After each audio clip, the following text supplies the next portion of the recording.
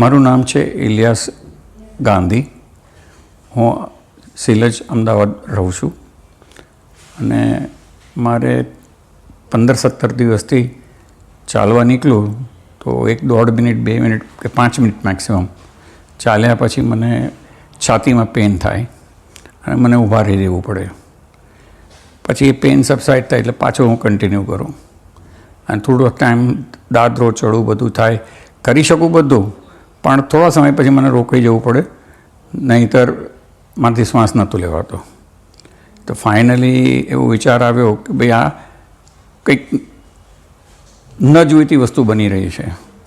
તો એને ધ્યાનમાં લઈ અને ડૉક્ટરની અપોઇન્ટમેન્ટ લીધું અને મેં પોતે મારી રીતે બધી બ્લડ ટેસ્ટ કરાવી અને એમાં ટ્રિપોનિનની બી ટેસ્ટ કરાવી લીધી.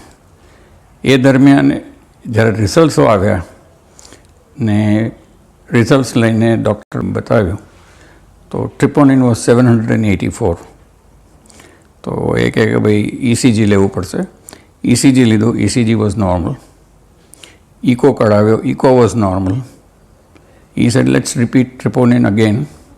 તો સાંજે 6 વાગે ટ્રિપોનિન ફરીથી રીડ કર્યું તો એ કંઈક 600ના ઉપર આવ્યું. એટલે એમણે કીધું કે ભાઈ you have to go for an angiogram. તો 3જી તારીખે સવારે નક્કી કરવામાં આવ્યું કે ભાઈ આપણે એન્જિયોગ્રામ ત્યાં કરાવીએ. એન્જિયોગ્રામ કાઢ્યું અને એની અંદર આવ્યું કે મલ્ટિપલ બ્લોકેજીસ છે and it cannot be rectified by angioplasty. અને ફાઇનલી ડૉક્ટરની સાથે વાત થયા મુજબ he recommended us EpicHospital, Dr. Anil Jain, who was supposedly the best. He said મારા ફેમિલી મેમ્બર્સ બધાને ડૉક્ટર અનિલ જૈને ટ્રીટ કરેલા છે એન્ડ આઈ વુડ રિકમેન્ડ હિમ. એટલે અમે સીધા પછી અહીં ડૉક્ટર અનિલ જૈન પાસે આવ્યા. He has operated. I am doing very very good and today I am going to be discharge from EpicHospital.